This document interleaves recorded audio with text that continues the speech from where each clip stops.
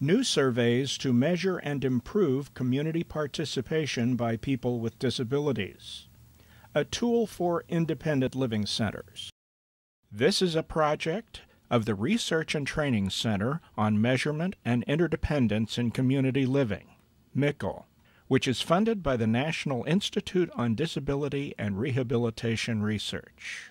I'm David Gray. I work at Washington University, and Paraquad is our independent living center. I'm on the board, and we have offices there, integrate well with the staff.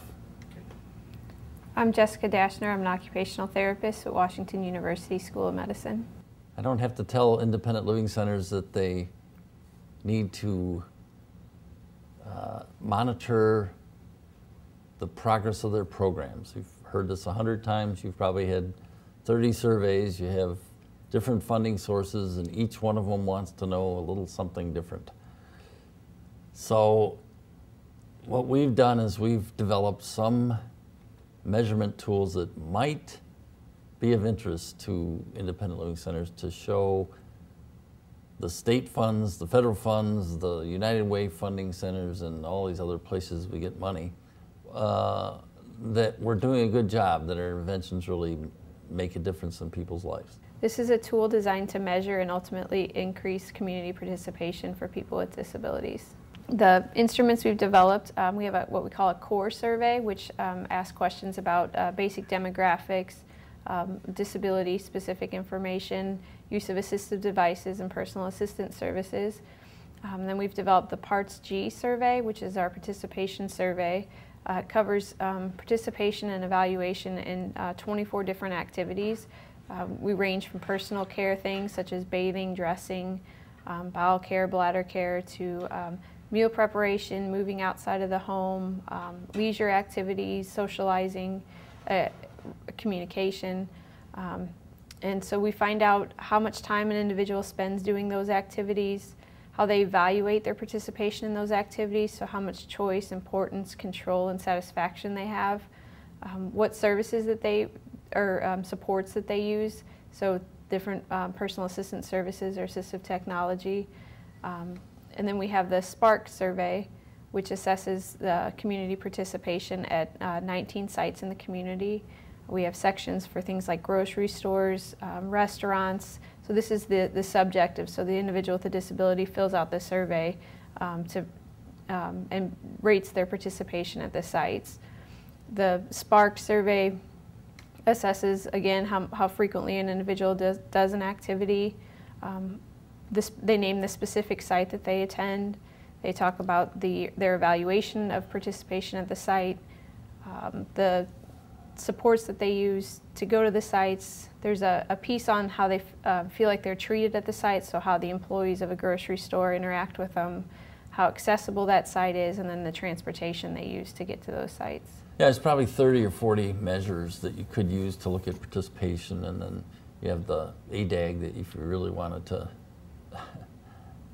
make your case that buildings aren't in compliance. The reason that this might be of some interest to independent living centers more than others is this was developed by people with disabilities, for people with disabilities. It's developed for specific impairment groups.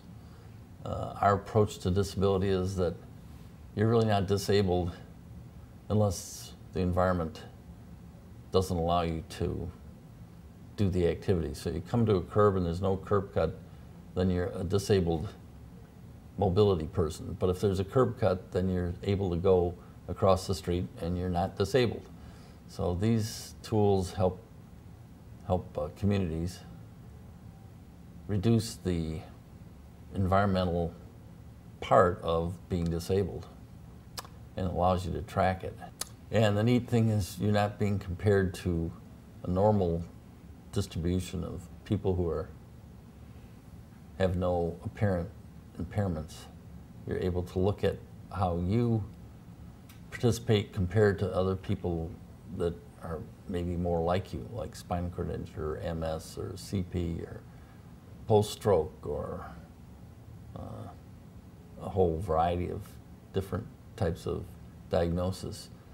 And you don't have to use all 24 activities in the Parts G or all 19 sites. You can select the activities you're interested in. If you're interested in personal care, you can just select those 5. If you're interested in socializing, you can pick 4 or 5 of those. We have a very sophisticated web-based system, and all the surveys are programmed in that system. And what's unique about that process is that if an individual has a visual impairment, then they receive sort of the items and questions specific to their impairment. So they, for example, if they don't use a wheelchair, wouldn't receive any questions related to that. Right now, those surveys are available, are programmed. You have to contact us to get access to the surveys, and we can set up IDs and passwords for participants to log in to take the surveys. We do have PDF versions of these surveys if you just want to take them and try them on your own. And they can be administered through a telephone interview as well. So if individuals don't have access to a computer or don't have a computer at the ILC that they could come in to use, you could administer them over the phone. For more information on this project, contact David B. Gray, Ph.D. His email is graywysm.wustl.edu, or contact Jessica Dashner. Her email is dashnr@wustl.edu. You can also learn about this project on our conference website, www.rtcil.org/MICL.